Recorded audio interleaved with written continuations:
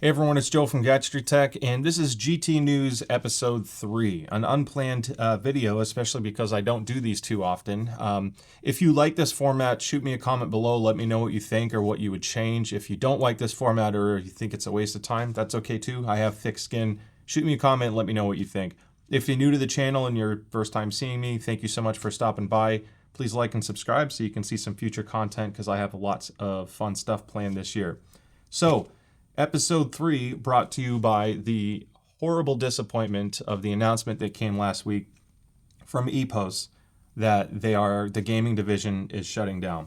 Now I have some notes here to keep me on track because normally I put a lot more planning into these videos, but this was all kind of fast paced. So the parent company, Demont, they own EPOS and EPOS Gaming. The gaming division is a subdivision of EPOS, which split off from Sennheiser years ago. They kind of de-merged because they used to make like the Sennheiser EPOS GSP line, the 600 series, for example. Also a fun headset. So to quote Demont, the reason for the shutdown is they are citing a volatile market environment with a significant market slowdown due to weak consumer sentiment. I think this is a combination of several things. Now, the gaming division represents 15% of the revenue for EPOS. It's not a huge part of EPOS. They have enterprise communications equipment as well. They don't come out with a lot of new products, and unfortunately the last couple products haven't gone as well as the H6 Pro launch, which to me was like one of the best things they ever made. The H3 Pro hybrid wireless model had some issues with wireless connectivity. The DAC was nice, but at $200 wasn't overly powerful and still didn't have some of the features I think some gamers were looking for. So there's been a couple misses, but they had arguably some of the best bang for your buck wired headsets. They have experience from the Sennheiser side, which makes incredible headphones.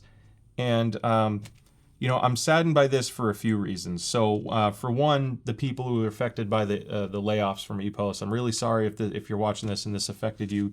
You've made some incredible products. I use your stuff all the time. I recommend it in so many videos, and I wish you the best of luck.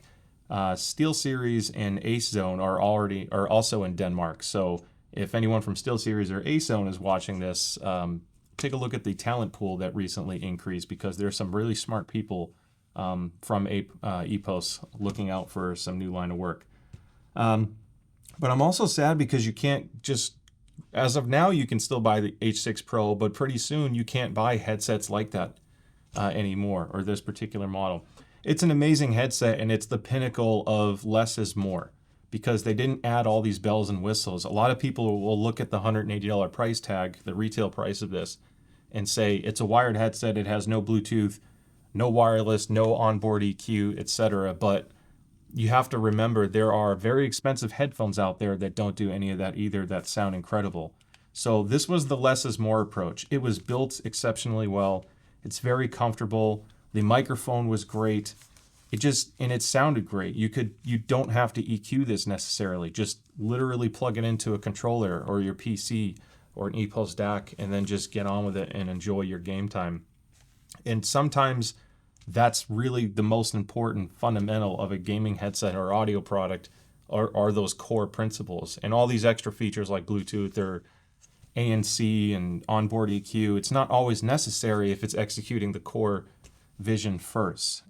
So it's unfortunate that I don't think as many people looked at it that way because for $180 you are still getting an incredible product. And then when they went on sale, even better. So I'll have links in the description if to purchase this through Amazon, but wherever you can find it, just try to get one if you're still interested. They did say that they'll continue support into 2024. What happens beyond that, I have no idea. They're not planning on shutting down the company as a whole. It's literally just the smaller gaming division. I own multiple EPOS products, like more than what's here, and none of them have ever given me an issue. So I'm not too concerned about the durability. It's more or less if you can get it or not. And in today's segment of Look How They Massacred My Boy, Logitech is absorbing Blue and Astro and other brands that they've acquired even more than they have in the past. So Blue Microphones is effectively no more, which is a real bummer because when you have microphones like the Spark, the Bottle, the Woodpecker, they're legendary microphones, and Logitech is rolling it up into Blue Technologies, or the word Blue is to associate to their technology portfolio. Whether that's limited to microphones or not, I have no idea. And their microphone line is strictly for the term Yeti, which The Yeti was great 10 years ago, or whatever year it was that came out. It's an older mic. It's kind of like a staple in the USB microphone streaming industry, even though it's not the best mic nowadays. The market is crazy saturated with really good microphone options. So I don't know if it's Logitech just seeing that they've had a decline and they don't want to develop XLR microphones anymore. But for studios and instrument microphones, Blue is like a pretty legendary brand. The founders have gone on and started other companies like Neat Microphones. But it's kind of sad because there's so much history, rich history behind it, and loyalty into the brand. So them integrating it kind of, sucks the life out of it a little bit, in my opinion. Now, on the note of the Blue branding, the technology branding, the newest headset, I should have pulled that one out too, the Logitech G Pro X2 wireless. It's a $250 wireless headset that has Blue technologies on the G Hub software, but the microphone is arguably one of the worst sounding mics in the $200 to $250 range.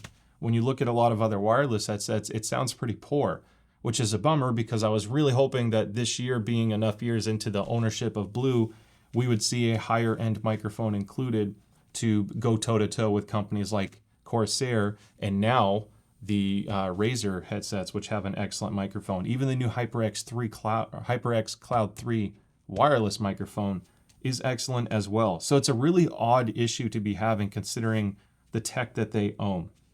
So now the Astro A30, also a new release this year, the software there is all under Logitech G, the G Hub, instead of the Astro Command Center. The Command Center wasn't great either, but it kind of died off because they basically stopped supporting it several years ago to focus on G Hub, which a lot of people are pretty passionate about how that has been running for them. So I'm not too happy where things are at right now under the Logitech umbrella. You have a legendary microphone brand that's basically being rolled off. And in the past couple weeks, Astro and Blue both said that all of their marketing efforts are now going under the Logitech G Twitter handle, or X handle. So even more of it is getting kind of pulled away. And when you look for the Blue microphone website, it redirects you to Logitech G, and the legendary Blue microphones are no longer there. So there is a pivotal launch coming soon. There's been some leaks of the Astro A50, the new version coming out, which will be under the Logitech G. So it'll be Logitech G, Astro A50, whatever they call it. That's going to be a very important launch because the market is very competitive in the high-end space now. So it'll be interesting to see where it prices out, how it sounds, both on this, sound quality and microphone, etc. But I'm really hoping it goes well because the last few launches have not been going well. That's not even touching on the G Pro X Superlight 2 or the new TKL board that just came out, which is getting mixed reviews as well. So we will see. Also in today's update, there's another big one from Creative, which on the last news update made the cut because they had XMEMS technology announced on TWS. They recently announced 3 new audio products, the Zen Hybrid, Hybrid Pro Classic, and the Hybrid Pro SX Fi. These are $100 to $150 gaming headsets, the first one being a headphone with integrated mic, but they have Bluetooth LE with LC3 codec support, which is one of the least expensive options on the market to give you this level of Bluetooth quality. It helps give you much better battery life, which I think these guys are going to be able to pass 100 hours of battery life. But you still get a really high quality audio codec with low latency. So I do plan on reviewing those eventually. I'm not sure exactly when, but that's a pretty fun and exciting announcement. I'll have links in the description below to learn more in the meantime. Lastly, in today's news, Rig announced the new Rig 900 Max HX wireless headset.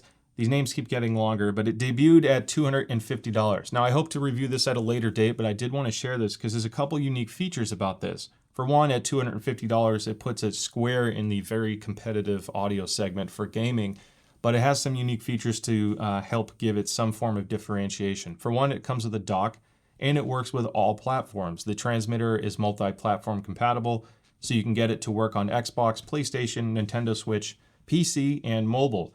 The mobile support also comes thanks to the Bluetooth 5.1, which thankfully at $250, they are providing dual simultaneous connections. So you can have Bluetooth enabled and listen to your 2.4 connection at the same time. or you can switch to just Bluetooth if you want the better battery life of 60 plus hours, or just 2.4 if you don't want to deal with hearing sounds or notifications from your phone.